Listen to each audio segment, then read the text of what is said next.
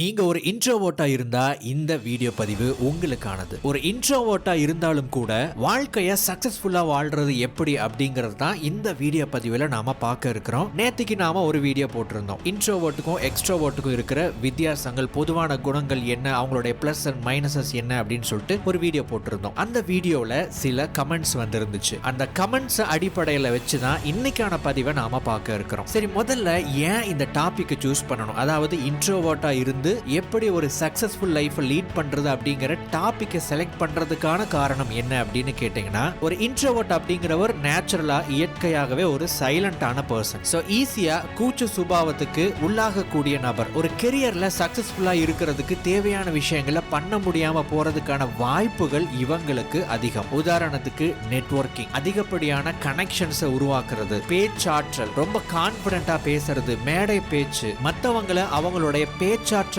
மூலமா ஒரு நல்ல பிசினஸ் க்ளோஸ் பண்றதுங்கிற மாதிரியான திறமைகளை பயன்படுத்தணும் அப்படின்னு வரும்போது இவங்களுக்கு மேக்சிமம் தடுமாற்றம் தான் ஏற்படுது. காரணம் என்ன அப்படின்னா, இவங்களுடைய குணம் அந்த மாதிரி. சோ இத எப்படி ஃபேஸ் பண்ணலாம், இது முதலாவது காரணம். இரண்டாவது காரணம், ஒரு நண்பர் கமெண்ட் ஒன்னு போட்டிருந்தாரு. இன்ட்ரோவர்ட் அப்படிங்கிறவர் எப்பவுமே ஒரு எக்ஸ்ட்ரோவர்ட்டா மாறுறதுக்கு மத்தவங்கனால ஃபோர்ஸ் பண்ணப்பட்டுக்கிட்டே இருக்காரு. அதாவது நீ நல்லா பேசு, மத்தவங்களோட நல்லா கலந்துரையாடல் செய், சகஜமா பழகு, தைரியமா இரு, கான்பிடென்ட்டா இரு அப்படின்னு சொல்லிட்டு ஒரு இன்ட்ரோவர்ட் கிட்ட ஒரு எக்ஸ்ட்ரோவர்ட் கிட்ட இருக்கிற குணங்களை செயல்படுத்துன்னு ஃபோர்ஸ் பண்றத நீங்க பார்த்திருக்கலாம். நம்ம அப்பா அம்மா கிட்ட இருந்து ஆரம்பிச்சு இது அப்படியே வந்து ஸ்கூல் டீச்சர், காலேஜ் டீச்சர் அப்படின்னு சொல்லிட்டு இது அதிகரிச்சுக்கிட்டே இருக்கும். ஒரு கட்டத்துல ஒரு ஜாபுக்குள்ள போகும்போது, ஒரு பிசினஸ் ஸ்டார்ட் பண்ணும்போது இதை செஞ்சுதான் ஆகணும் அப்படிங்கிற ஒரு ஃபோர்ஸ்ஃபுல்லான கட்டாயம் நமக்கு ஏற்படும். சின்ன உதாரணம், ஒரு இன்ட்ரோவர்ட் மார்க்கெட்டிங் ஃபீல்டுக்குள்ள போறாரு அப்படின்னு வச்சுக்கோங்க. அவர்னால ஒரு எக்ஸ்ட்ரோவர்ட் மாதிரி பெர்ஃபார்ம் பண்ண முடியாது,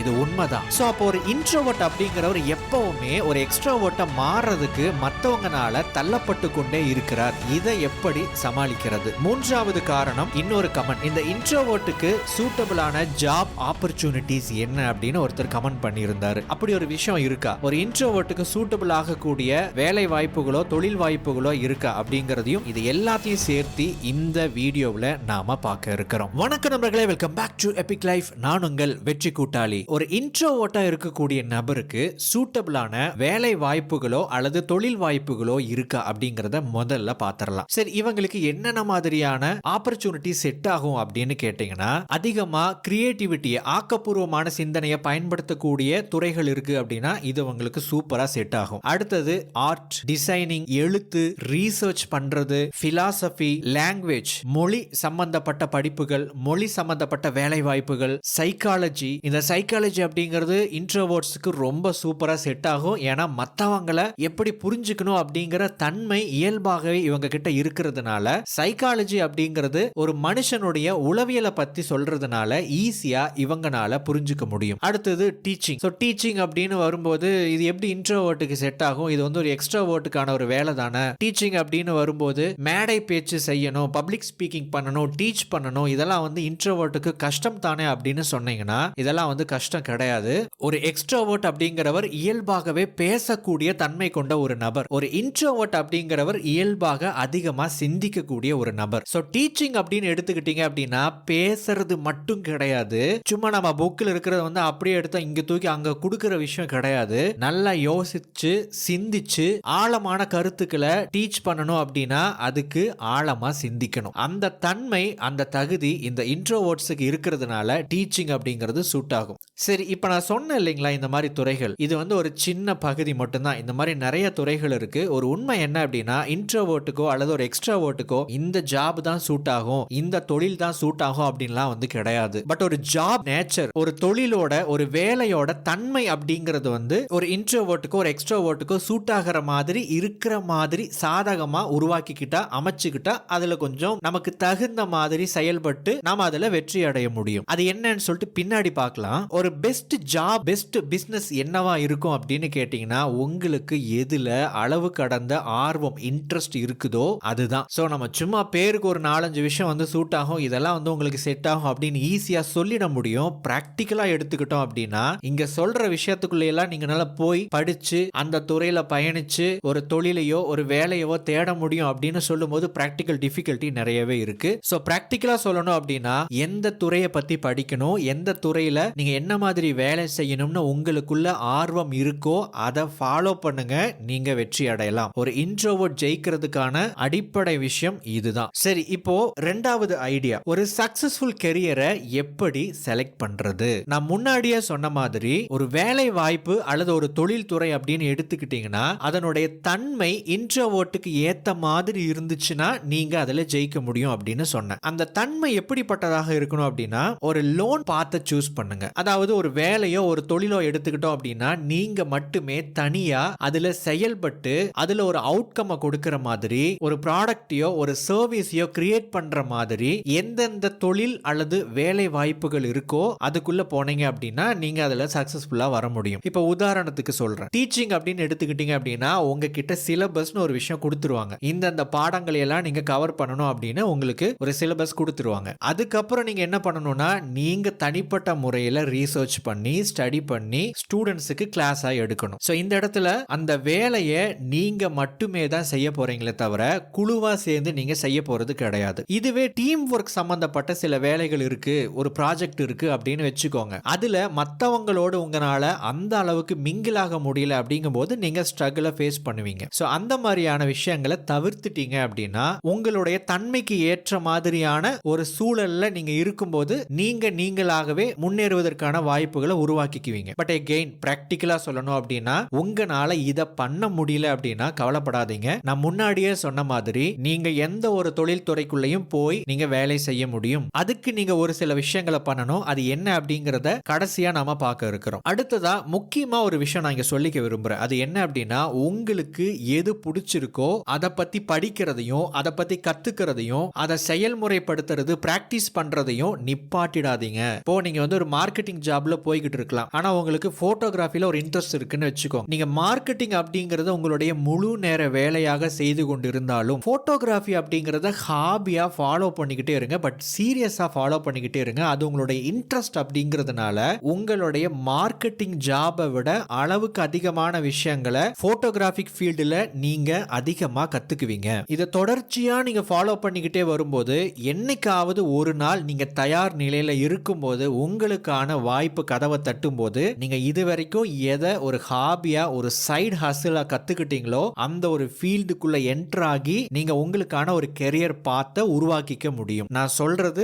பிராக்டிகலா சொல்றேன். ஏன்னா பெரும்பாலும் ஒரு மிடில் கிளாஸ் அப்படின்னு எடுத்துக்கிட்டோம் அப்படின்னா படிச்சு முடிச்ச உடனேயே சம்பாதிக்கணும், குடும்பத்தை பார்க்கணும், பண தேவைகள் அதிகமா இருக்கும், அதையெல்லாம் சமாளிக்கணும் அப்படிங்கிற ஒரு சிச்சுவேஷன் நிறைய பேருக்கு, நிறைய இளைஞர்களுக்கு இருக்கு. அட் த சேம் டைம் அவங்க ஒரு இன்ட்ரோவர்ட்டா இருந்தாங்க அப்படின்னா இன்ட்ரோவர்ட்டுக்கான ஒரு கெரியர் பாத்தை உருவாக்குறது அப்படிங்கிறது பிராக்டிகலி ரொம்ப டிஃபிகல்ட்டான சேலஞ்சிங்கான ஒரு விஷயம். ஆனா நீங்க இந்த மாதிரி அதாவது உங்களுக்கு பிடிச்ச ஒரு விஷயத்தை ஒரு ஹாபியா சைட்ல நீங்க ஃபாலோ பண்ணிக்கிட்டே வரும்போது உங்களுக்கான கதவுகள் திறக்கும் போது அதுல நீங்க வெற்றி நடை போடலாம். இப்போ இந்த எக்ஸ்ட்ரோவர்ட்ஸ் நிறைந்த இந்த உலகத்துல ஒரு இன்ட்ரோவர்ட் எப்படி சக்சஸ்ஃபுல்லா இருக்கிறது, அதுக்கு நீங்க ஃபாலோ பண்ண வேண்டிய 4 முக்கியமான விஷயங்கள் என்ன அப்படிங்கறத இன்னும் கொஞ்ச நேரத்துல பார்க்க இருக்கிறோம். அதுக்கு முன்னாடி இன்றைய வீடியோனுடைய ஸ்பான்சர் குக்கு எஃப்எம் பத்தின சில வார்த்தைகள். நமக்கு ஏற்படுற கவலைகள், பதட்டம், பயம், மனக்குழப்பம், ஸ்ட்ரெஸ் இது எல்லாத்தையும் புரிஞ்சுக்கிட்டு அதிலிருந்து மீண்டு வருவது எப்படி எனும் கருத்தை கற்றுக்கொள்ள Why Has Nobody Told Me This Before எனும் புத்தகத்தை நான் ரெக்கமெண்ட் செய்கிறேன். இந்த புத்தகத்தினுடைய ஃபுல் புக் சம்மரி குக்கு எஃப்எம்ல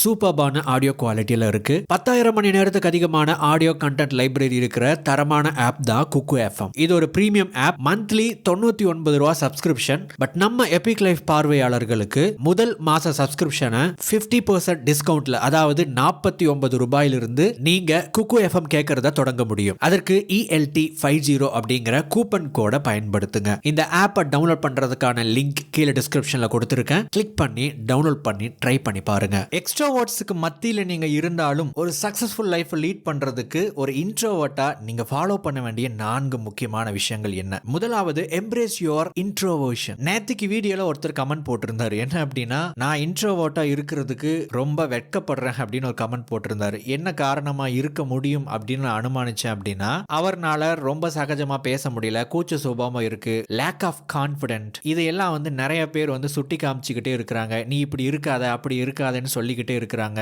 இல்ல நீ ஏதோ ஒரு தப்பா பண்ணிக்கிட்டே இருக்கேன்னு சொல்றாங்க. அப்படிங்கிற மாதிரி மத்தவங்க நெகட்டிவா குறை சொல்றத கேட்டுட்டு, நான் ஒரு இன்ட்ரோவர்ட்டா இருக்கிறதுனால தான் நான் இப்படி இருக்கேன், ஒரு எக்ஸ்ட்ரோவர்ட்டா இருந்தா நான் ரொம்ப நல்லா இருந்திருப்பேன் அவர் ஃபீல் பண்ணியிருப்பார் போல் இருக்கு, அதை அதனால அந்த கமெண்ட்டை போட்டிருந்தாரு. நண்பர்களே, ஒரு விஷயத்தை நல்லா புரிஞ்சுக்கோங்க. ஒரு எக்ஸ்ட்ராவோர்ட்டா இருந்தாலும் கூட அவரும் நிறைய தவறுகள் செய்யலாம். ஒரு எக்ஸ்ட்ராவோர்ட்டுக்கும் நிறைய நெகட்டிவ் சைட்ஸ் இருக்கு. அட் த சேம் டைம் இன்ட்ரோவர்ட்ஸுக்கும் இருக்கு. எல்லாத்துக்குமே இருக்கு பொதுவா சொல்லணும் அப்படின்னா. சோ இங்க விஷயம் என்ன அப்படின்னா, நீங்க ஒரு இன்ட்ரோவர்ட், இதுதான் நீங்க. இது உங்களுடைய ஒரு பகுதி. இதை நீங்க மறுக்க முடியாது, மறுக்க கூடாது, தவிர்க்கவும் கூடாது. அதை நீங்க அரவணைச்சு போகணும், அனுசரிச்சு போகணும். நீங்க இன்ட்ரோவர்ட்டா இருக்கிறதுனால எந்த தவறும் கிடையாது. எல்லாருக்குமே குறைகளும் நிறைகளும் இருக்கு. ஆனா யாரோ ஒருத்தங்க நீங்க நல்லா பேசல அப்படின்னோ, நீங்க கூச்ச சுபாவம் கொண்டவங்க அப்படின்னோ, உங்களுக்கு கான்பிடன்ட் இல்ல அப்படின்னோ, உங்களால ஒரு எக்ஸ்ட்ரோவர்ட் பண்ற வேலையை சரியா பண்ண முடியல அப்படின்னோ சொல்றாங்க அப்படின்னா, நீங்க இத ஒரு நெகட்டிவான குறைகளாக நீங்க எடுத்துக்க கூடாது. அதுதான் நீங்க ஏன் ஒரு எக்ஸ்ட்ரோவர்ட் மாதிரி நடந்துக்கணும்? நான் ஒரு எக்ஸ்ட்ரோவர்ட் மாதிரி இல்லையே அப்படின்னு நீங்க கவலைப்பட்டுக்கிட்டே இருந்தீங்க அப்படின்னா நீங்க வெற்றி அடைய முடியாது. ஏன்னா நீங்க ஃபோக்கஸ் பண்றது உங்களுடைய நெகட்டிவ் சைடுல. நான் ஒரு பெட்டரான ஒரு இன்ட்ரோவர்ட்டா இருக்கிறது எப்படின்னு யோசிச்சீங்க அப்படின்னா நீங்க வெற்றி அடைய முடியும். ஏன்னா இப்ப நீங்க ஃபோக்கஸ் பண்றது உங்களுடைய பாசிட்டிவ் சைடுல. ஒரு இன்ட்ரோவர்ட்டா நீங்க உங்களுடைய வாழ்க்கையை எப்படி வாழ்கிறீர்களோ நீங்கள் அப்படிப்பட்ட ஒரு வாழ்க்கையை நீங்கள் உருவாக்குகிறீர்கள். மற்றவங்களுடைய குறைகளை எல்லாம் உண்மைன்னு நீங்க உங்களுக்குள்ளேயே நீங்க எடுத்துட்டு அதை உருவாக்குறீங்களா? இல்ல நான் ஒரு இன்ட்ரோவர்ட், ஆமா என்னுடைய குணம் இதுதான் அப்படிங்கறத அரவணைச்சு அதை ஏத்துக்கிட்டு அதை புரிஞ்சுக்கிட்டு நீங்க இப்படிதான் இருப்பீங்க, இதுக்காக நான் கேவலப்படல, இதற்காக நான் வெட்கப்படல, இதற்காக நான் வருத்தப்படல, இது என்னுடைய குணம். ஒரு யானையோ ஒரு சிங்கமோ ஒரு புலியோ ஒரு பறவையை பார்த்து என்னால பறக்க முடியல அப்படின்னு என்னைக்குமே அது வருத்தப்படாது. காரணம் என்ன அப்படின்னா, ஒரு யானைக்கும் ஒரு சிங்கத்துக்கும் ஒரு புலிக்கும் தான் யாருங்கிறது தெரியும். தன்னுடைய நிலையை விட்டு வேற ஒரு மிருகத்தினுடைய நிலையை எடுக்கணும் அப்படின்னு அது என்னைக்குமே நினைக்காது. சோ மத்தவங்க சொல்றதை வச்சு ஜட்ஜ் பண்ணாம உங்களுடைய கேரக்டரை நீங்க ஏத்துக்கோங்க. இரண்டாவது, செட் பவுண்டரிஸ். நீங்க ஒரு தனிமை விரும்பி தான் ஒரு கூட்டத்துல இருந்தாலும் நீங்க தனிமையில இருக்கிறதுக்கு தான் நீங்க விருப்பப்படுறீங்க. அதுதான் உங்களுடைய குணம். ஆனா எப்போ நாம தனிமையா இருக்கணும், ஒரு சோஷியல் லைஃப் அப்படின்னு வரும்போது, ஒரு சோஷியல் கேதரிங் அப்படின்னு வரும்போது எப்போ ஒரு கூட்டத்துல இருக்கணும் அப்படிங்கறத ஒரு பவுண்டரியா நீங்க செட் பண்ணி ஃபாலோ பண்ணுங்க. ஒரு கூட்டத்துல இருக்கணும்ங்கிற ஒரு சிச்சுவேஷன் வரும்போதோ அல்லது ஒரு டீம் ஒர்க் பண்ணணும் அப்படின்னு வரும்போதோ அந்த கூட்டத்துல இருங்க, டீமா ஒர்க் பண்ணுங்க, உங்களால முடியும். அட் த சேம் டைம் தனிமையா இருக்க வேணும் அப்படின்னு தோணும் போது தனிமையில இருங்க. கூட்டத்துல இருக்கணும்ங்கிற ஒரு கட்டாயம் வரும்போது அங்க நான் தனிமையில இருக்கணும்னு நினைச்சீங்க அப்படின்னா அங்கதான் நீங்க சரிக்கு விழுறீங்க. இதை நீங்க சரி பண்ணிக்கிட்டாவே நீங்க ஒரு கூட்டத்தின் மத்தியில, ஒரு எக்ஸ்ட்ரோவர்ட்ஸ் மத்தியில உங்களுடைய ஸ்பெஷல் யூனிக் டேலண்ட்டையும் உங்களுடைய ஸ்கில்ஸையும் ரொம்ப சூப்பரா டெவலப் பண்ணி ஒரு நல்ல பேரையும் உங்களால எடுக்க முடியும். இந்த பதிவை கேட்டுக்கிட்டு இருக்கிற யாராவது ஒரு இன்ட்ரோவர்ட் இப்ப நான் சொன்ன இந்த பாயிண்ட்ல யாராவது ரியல் லைஃப்ல வாழ்ந்துகிட்டு இருக்கலாம். உங்களுடைய யூனிக் டேலண்ட்டையோ யூனிக் ஸ்கில்லையோ மத்த எக்ஸ்ட்ரோவர்ட்ஸ் பார்த்து பாராட்டி இருப்பாங்க. அந்த மாதிரி ஏதாவது ஒரு சம்பவம் நடந்துருந்துச்சுன்னா கீழே கமெண்ட் செக்ஷன்ல பதிவு பண்ணுங்க. மற்ற இன்ட்ரோவர்ட் நண்பர்களுக்கு அது ஒரு மோட்டிவேஷனா அமையும். அதோட ஒரு முக்கியமான விஷயத்தை சொல்லிக்க விரும்புறேன். இந்த இன்ட்ரோவர்ட்ஸ் எப்பவுமே தனிமையா இருக்கணும் அப்படிங்கிறதுக்காக கூட்டத்துல இருந்தா கூட அவங்க ஏதோ ஒரு அவங்களுடைய உலகத்துல வாழ்ந்துகிட்டு இருப்பாங்க, அல்லது ஒரு சோஷியல் மீடியாவுக்குள்ள போயிட்டு வேற ஒரு உலகத்தை உருவாக்கி ஒரு விர்ச்சுவலான உலகத்துல வாழ்ந்துகிட்டு இருப்பாங்க. நீங்க தனிமையா இருக்கும்போது என்ன பண்றீங்க அப்படிங்கிறது ரொம்ப முக்கியம். ஒரு இன்ட்ரோவர்ட்டுக்கு அவங்களுடைய பேட்டரியை சார்ஜ் பண்ற ஒரு விஷயம் அப்படிங்கிறது தனிமை. ஆனா நம்ம தனிமையில நம்முடைய எண்ணங்களையும் சிந்தனைகளையும் டேமேஜ் பண்ற விஷயங்களை பண்ணிக்கிட்டு இருந்தோம் அப்படின்னா அது உங்களுக்கு எந்த விதத்திலையும் உதவி செய்யாது. மூன்றாவது, பிராக்டிஸ் செல்ஃப் கேர். உங்களை நீங்களே ரீசார்ஜ் பண்றதுக்கு டைம் எடுத்துக்கோங்க. உங்களுக்குன்னு சில ஸ்பெஷல் எபிலிட்டிஸ் இருக்கு இல்லைங்களா? அதாவது ஒரு இன்ட்ரோவர்ட் அப்படின்னு வரும்போது உங்களுக்கு சிந்தனை ஓட்டங்கள் அதிகமா இருக்கும். அதை சரியா நீங்க சேனலைஸ் பண்ணணும். இதை பண்ணிட்டீங்க அப்படின்னா நீங்க சக்சஸ்ஃபுல்லா இருக்க முடியும். எப்படி பண்றது? நல்ல புத்தகங்கள் படிங்க. நல்ல கருத்துக்களை நீங்க உள்ள போட போட போட உங்களுடைய சிந்தனைகள் அப்படிங்கிறது நல்ல சிந்தனைகளாக எண்ணங்களாக உருமாறும். அதை அப்படியே விட்டீங்க அப்படின்னா அது ஒண்ணு நெகட்டிவ் ஓவர் திங்கிங்கா போயிடும், இல்ல தேவையில்லாத ஒரு டே ட்ரீமிங்ல போய்கிட்டே இருப்பீங்க. அடுத்தது, உங்களுக்கு எண்ண ஓட்டங்கள் அதிகமா ஓடிக்கிட்டே இருக்கும். ஏதாவது ஒரு விஷயம் உங்க மைண்ட்ல ஓடிக்கிட்டே தான் இருக்க போகுது. இத நீங்க சரியா நெறிமுறைப்படுத்தணும். அப்படி பண்ணல அப்படின்னா நம்ம ஏதாவது ஒரு வேலையில ஃபோக்கஸ் பண்ணணும் அப்படின்னு வரும்போது நாம பாட்டுக்கு ஏதாவது ஒரு சிந்தனையில மூழ்கி நேரம் போறதே தெரியாம நம்ம அதோட பயணிச்சுக்கிட்டே இருப்போம். இதை சரி பண்றதுக்கு தியான பயிற்சிகளை மேற்கொள்ளுங்க. எளிமையான மெடிடேஷன் பிராக்டிசஸ் கொண்டுட்டு வாங்க. ஒரு இன்ட்ரோவர்ட் கான்ஃபிடென்ட்டா ஃபீல் பண்றதுக்கு நல்ல ட்ரெஸ் பண்ணுங்க. உங்களுடைய உடம்ப நல்லா பராமரிச்சுக்கோங்க. நம்ம என்ன சாப்பிட்றோம், நல்லதை சாப்பிட்றோமா கெட்டதை அவாய்ட் பண்றோமா அப்படின்னு சொல்லிட்டு கொஞ்சம் ஹெல்த் கான்சியஸா இருங்க. உடற்பயிற்சி மேற்கொள்ளுங்க. உங்களுக்குன்னு தனிப்பட்ட முறையில் ஏதாவது சில ஹாபிஸ் இருக்கும், இன்ட்ரெஸ்ட் இருக்கும், அதை ஃபாலோ பண்ணிக்கிட்டே வாங்க. இது எல்லாம் பண்ணிக்கிட்டே வர்றீங்க, உங்களை நீங்க சரியா பராமரிக்கிறீங்க அப்படின்னா தன்னம்பிக்கை அப்படிங்கிறது உங்களுக்கு ஆட்டோமேட்டிக்கா வந்துடும். அடுத்தது 4வது லேர்ன் டு அடாப்ட். ஒரு கூட்டத்து மத்தியில போறதுக்கு உங்களுக்கு கூச்சமா இருந்துச்சு அப்படின்னா அதை அடாப்ட் பண்ணிக்கிறதுக்கு பழகிக்கோங்க.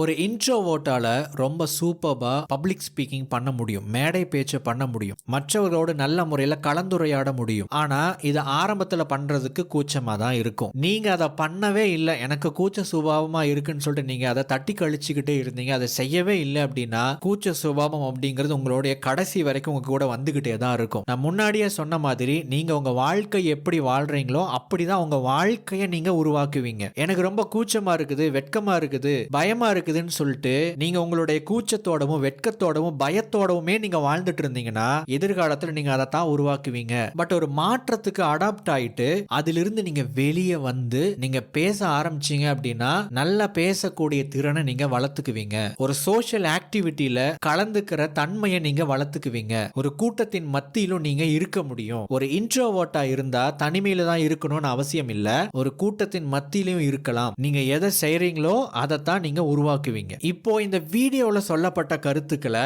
ஏதாவது அட்லீஸ்ட் ஒரு பாயிண்டா இருந்தாலும் என்னுடைய ரியல் லைஃப்ல நான் இதை பண்ணி இந்த மாதிரி நான் மாறி இருக்கேன் அப்படின்னு ஏதாவது ஒரு இன்ட்ரோவர்ட் இருந்தீங்க அப்படின்னா நீங்க உங்களுடைய அனுபவத்தை கீழே கமெண்ட் செக்ஷன்ல கமெண்ட் பண்ணுங்க. எகைன் மற்ற இன்ட்ரோவர்ட் நண்பர்களுக்காக. நண்பர்களே, இந்த வீடியோ பதிவு உங்களுக்கு பிரயோஜனமா இருந்திருக்கும் அப்படின்னு நம்புறேன். அடுத்த வீடியோ பதிவில் மேலும் ஒரு பயனுள்ள தகவலோடு உங்களை சந்திக்கிறேன். தேங்க்ஸ் ஃபார் வாட்சிங்.